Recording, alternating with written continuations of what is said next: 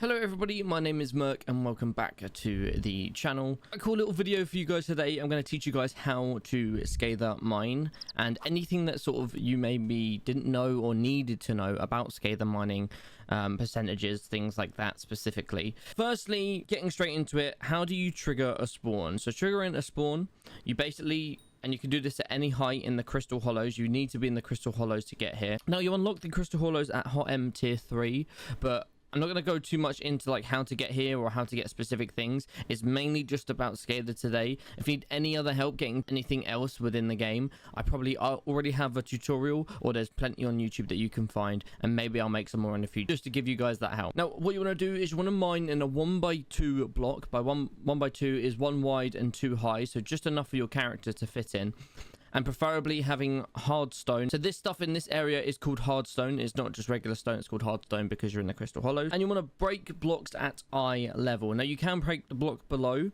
but that will not trigger a spawn. Basically the way spawns trigger is when you break a block at eye level. So you don't have to be directly looking exactly horizontal. You can look down a bit so that you're angled so that you break them at the right thing. But as long as you are looking at somewhat eye level, you will get the spawn. Just like this is completely fine, and you can completely just keep going like this forever. Now, just like that, as you can hear, there are 3 sounds for the thing to spawn, and you will also get a little notification in chat saying you hear the sound of something approaching. Now I have a SkyTools command that whenever that pops up in chat, it pops up on my screen in big bold beautiful letters saying there is a worm behind, so I know that to look behind me. Now the sound is very clear, but sometimes on stream I might have music playing, or I might have something going on, or I'm talking to chat so I don't quite hear it. So having that pop up on screen is actually very helpful and beneficial. Now as I said, you cannot spawn them by mining this block here at the bottom. You can spawn them at any block that is completely eye level, as long as you are in a 1x2 sort of corridor here. Now you can spawn the Scathas looking straight down. I'm unsure why this works, but it does, and the only time you really will do this is if you're mining down to the magma fields to be able to get the things for it. Now I should say worms because that's technically what they are and what spawns most of the time. You do have a 30-second cooldown from the last one that you spawned before you can have a chance to get one again, and chances that they will spawn in general is a 0.16% chance. So every block that you hit right here, there is a 0.16% chance that the event will trigger and you will get either a worm or a Scatha. Now triggering that event, there is an 80% chance or a 4 out of 5% chance that that will be a worm, and there is a 20% chance that that will be a Scatha. There's a lot of percentages in this, so bear with me, I am sorry. So out of every single one that you spawn, there is a 1 in 5 chance that you will get a Scatha spawned. Now the one you just get out of here. Now the one you just saw me spawn was a worm, and you will find that you have a lot more of these. If I show you my bestiary right now very quickly,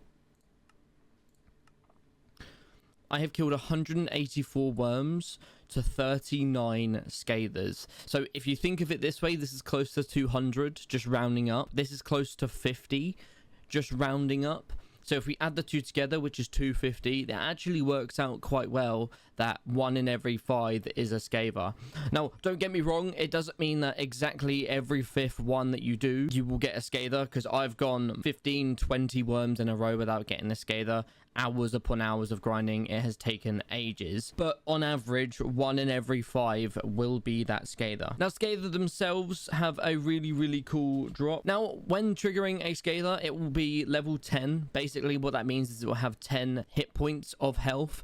Now these are hit based, not health based, so basically you hit them 10 times. Now I don't know if you saw with the worm, but I didn't hit it the last time. My barrel actually got a hit in, so that counts as a hit too. So be careful, make sure you get the last hit because you want the drops or anything like that. So you hit the Scatha 10 times and that kills it. And I've never had one despawn on me, but I do try and hit it as quick as possible just in case it does. But I have heard stories of people having them despawn. Whether they're wives' tales or not, I'm not sure, but just hit them as quick as possible 10 times and you will kill it. The Scatha cannot do damage to you, so don't worry, don't panic or anything, but That's what it looks like. This is what it looks like with a face and 10 bodies behind it. The worms have 4, so they are just over twice the size of the worms. So the Scatha can drop all of these things here. And depending on how many Scathas you killed or your luck, you will get a different amount and better things. All of these pretty much are like a 1 out of 10 drop chance at the very, very highest. You're always going to get topaz. You can maybe get amethyst, jade, amber, sapphire, but realistically we're not focusing on these. We're focusing on the pet. Now, you already know how hard it is, how long it takes to actually get a Scatha itself. It's RNG on RNG just to get the Scatha, and then it's extra RNG to get drops like a pet. And basically a Scatha pet drop is absolutely insane. So you can get 3 types of Scathas. You can get a legendary, you can get an epic, and you can get a rare. And if you look on them, but I'm going to tell you anyway, you got these 3 there. You got rare, epic, and you have legendary. Now these can all drop with Scathas at any point, but on average the rare Scatha pet drops 1 every 416 Scathas, so a 0.24% chance of dropping this. So if you think of how long it takes to get 1 Scatha, you need 416 of them roughly to be able to get the rare drop. You know, you think about how long it takes just to get 1 Scatha, which is 1 in every 5 worms. You need that times 416 to have a potential to get the rare drop. Now, you're not guaranteed to get any pet at any time at any drop. This is just on average. If you kept going forever, you would get a rare every 416 Scathas that you kill. An epic Scatha pet will drop 1 in every 833, which is a 0.12% chance. It's pretty much double the chance of a rare. And yeah, I actually have one on another Iron Man profile, and I got it at around 906, 907. So I actually had to do around 80 or 90 more Scathas to get that. But by then I hadn't got the rare either. That was my first drop. So just because it says 416 to get the very, very lowest rare one, which is still a very, very good pet, by the way, it doesn't mean you are going to get it by then. I've heard people grinding 2,000-3,000 Scathas, and they end up only getting the rare. So just because it's 1 in every 416 doesn't mean that you're going to get it every 416. It's kind of crazy, but realistically a lot of people do get it this often. It's extreme cases where you don't, and I was quite lucky to get an epic as my first Scatha on the other account. Now a legendary Scatha, this is where it jumps up like crazy, is 1 in every 2,500 Scathas. A 0.04% chance to get this, and it's absolutely bonkers if you ask me. Now, I have not seen anyone get this drop straight off. I've seen people get the rare Scatha quite quick in their first 10 Scathas, getting very, very lucky. As I said, I grinded like just over 900 Scathas and only got the epic. Now I'm very happy that I got the epic, but the fact that I did 900 and didn't even get the rare by this point is actually kind of crazy. And as I said, there are people that have thousands and only end up getting the rare. So that is just a guideline on average over the course of every single Scatha that's dropped. 1 in every 416 for rare, 1 in every 833 for epic, and 1 in every 2,500 for a legendary. Now, some tips from me to you, some things I have learned, some things I suggest when grinding for Scatha to make not only the process easier, but quicker, and just basically have things as seamless as possible to make it as beneficial for you guys. Now, I am currently going through a Scatha pet grind on my Iron Man profile over on Kick.